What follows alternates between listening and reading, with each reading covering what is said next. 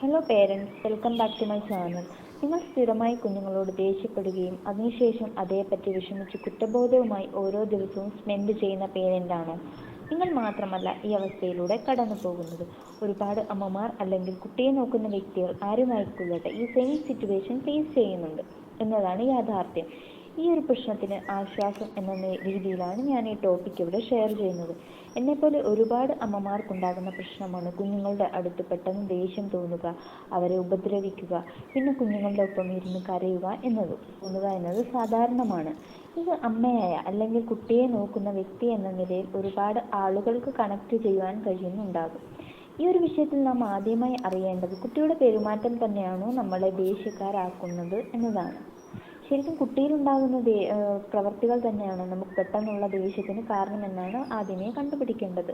റിപ്പോർട്ടുകൾ പറയുന്നത് ഒരു അമ്മയുടെ ദേഷ്യത്തിന് പിന്നിൽ മറ്റു പല വലിയ കാരണങ്ങളും ഉണ്ട് എന്നതാണ്. ഫസ്റ്റ് പോയിന്റാണ് അമ്മയുടെ ഉറക്കക്കുറവ്. അമ്മമാരായ എല്ലാ സ്ത്രീകളും ഫേസ് ചെയ്തിട്ടുള്ള ഒരു കാര്യമാണ് ഈ ഉറക്കക്കുറവ് എന്നത്. റീസെൻ്റായി അമ്മമാരായ സ്ത്രീകളാണ് ഇപ്പോൾ ഇത് കൂടുതൽ ഫേസ് ചെയ്തുകൊണ്ടിരിക്കുന്നത്. രാത്രിയിൽ കുഞ്ഞുങ്ങൾക്കുള്ള ഫീഡിങ്ങും ഡയപ്പർ ചേഞ്ച് ചെയ്യുക എന്നതും പുതിയ അമ്മമാരായ സ്ത്രീകൾക്ക് വലിയ ഒരു ചലഞ്ചാണ്.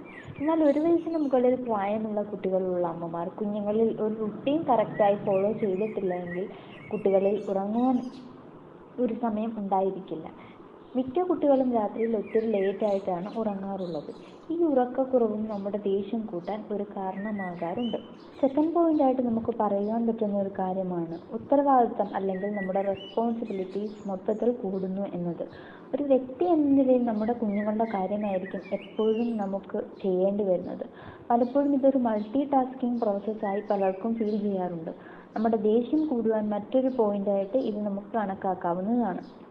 അടുത്ത പോയിന്റാണ് ഫാമിലി പ്രോബ്ലംസ്.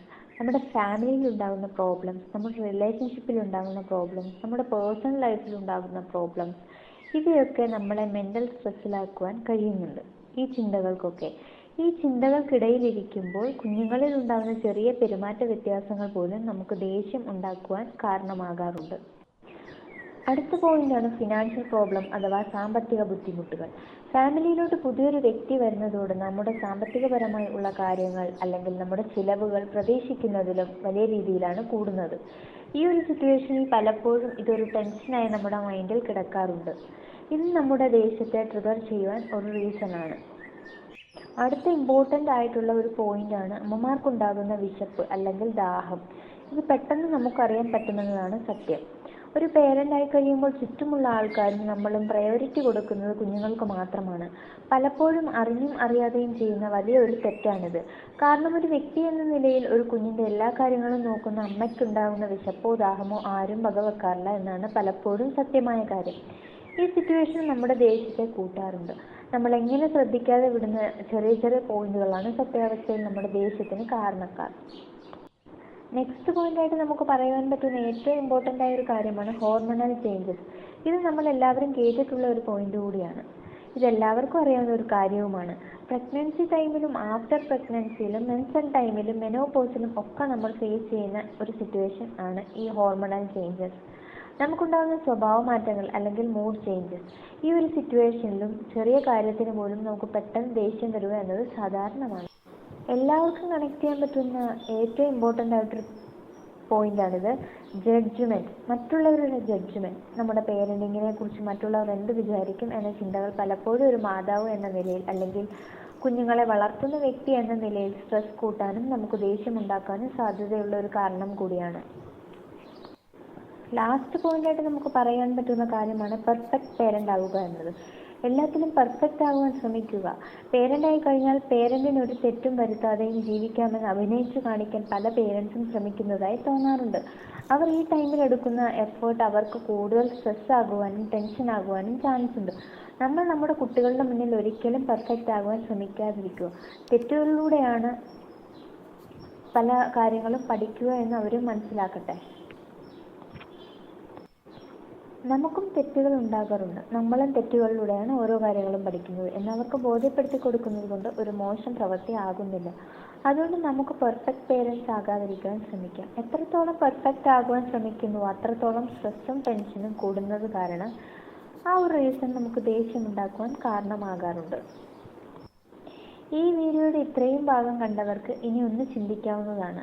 മക്കളോട് ഏത് സിറ്റുവേഷനിലാണ് ദേഷ്യം തോന്നുന്നതെങ്കിലും ഒന്ന് മനസ്സിലേക്ക് എടുക്കേണ്ട കാര്യം, ഇപ്പോൾ എനിക്ക് ശരിക്കും കുഞ്ഞിൻ്റെ ബിഹേവിയർ കൊണ്ടാണോ ദേഷ്യമുണ്ടായത്, അല്ലെങ്കിൽ എനിക്ക് ഈ പറയുന്ന പ്രശ്നങ്ങൾ വല്ലതും മൈൻഡിൽ കിടക്കുന്നത് കൊണ്ടാണ് ദേഷ്യം വരുന്നത്. ഇത് കണ്ടുപിടിക്കാൻ ശ്രമിക്കുകയാണ് പേരൻ്റ് എന്ന നിലയിൽ ആദ്യം നമ്മൾ ചെയ്യേണ്ട കാര്യം. കുഞ്ഞുങ്ങളോട് ദേഷ്യം തോന്നുമ്പോൾ നമ്മൾ ഒന്ന് ചിന്തിക്കേണ്ടതുണ്ട്, മുൻപ് പറഞ്ഞ ഏതെങ്കിലും കാര്യമാണോ നമ്മളെ ട്രിഗർ ചെയ്യുന്നത് എന്ന്. ആ കാരണങ്ങളാണ് നമുക്ക് ദേഷ്യം കൂട്ടുവാൻ കാരണമാകുന്നത് എന്നതും. ആ കാരണങ്ങളായിട്ടാണ് നിങ്ങൾക്ക് ഫീൽ ചെയ്യുന്നത് എന്നുണ്ടെങ്കിൽ അവയെ മനസ്സിലാക്കുകയും ആ പ്രശ്നങ്ങൾക്ക് ഒരു സൊല്യൂഷൻ കണ്ടെത്തുകയുമാണ് ചെയ്യേണ്ടത്. ഇത് കൂടാതെ എങ്ങനെ അമ്മമാർക്കുണ്ടാകുന്ന ദേഷ്യം മറ്റു മാർഗങ്ങളിലൂടെ കുറയ്ക്കാം എന്ന് നമുക്ക് നോക്കാം. ഒരു കുട്ടിയായി കഴിയുമ്പോൾ കുട്ടികളുടെ കാര്യങ്ങളിലേക്ക് മാത്രം ശ്രദ്ധ കേന്ദ്രീകരിക്കാതെ സമയം കിട്ടുമ്പോഴൊക്കെ സെൽഫ് കെയറിന് സമയം കൊടുക്കാം.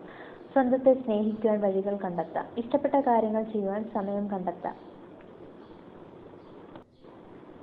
നിങ്ങളുടെ ഫിസിക്കൽ ഹെൽത്തിനും മെൻ്റൽ ഹെൽത്തിനും ആയിട്ടുള്ള കാര്യങ്ങൾ ചെയ്യുവാൻ ശ്രമിക്കാവുന്നതാണ്.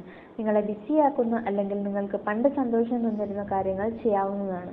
ഒത്തിരി സമയം സ്പെൻഡ് ചെയ്തുകൊണ്ടുള്ള കാര്യങ്ങൾ ചിന്തിക്കാതെ ഒരു ദിവസം 15 മിനിറ്റ് അല്ലെങ്കിൽ 10 മിനിറ്റ് നിങ്ങൾക്ക് സന്തോഷം തരുന്ന ഏതെങ്കിലും കാര്യങ്ങൾ ചെയ്യേണ്ടതാണ്. പേരൻറ്റിങ് എന്ന് പറയുന്നത് വളരെ വലിയൊരു പ്രോസസ്സാണ്. അതിൽ പലതരം മിസ്റ്റേക്കുകളും പലതരം വിഷമങ്ങളും പലതരം സന്തോഷങ്ങളും എല്ലാം നമുക്ക് ഫേസ് ചെയ്യേണ്ടി വരും. അതുകൊണ്ട് നമ്മൾ നമ്മളോടും നമ്മുടെ ചുറ്റുമുള്ളവരോടും നമ്മുടെ കുഞ്ഞുങ്ങളോടും ദയയോടെ പെരുമാറുവാൻ പഠിക്കുക. സ്വന്തത്തെ സ്നേഹിക്കുക. വളർത്താം നല്ല തലമുറയെ നല്ല രീതിയിലൂടെ. Thank you for watching.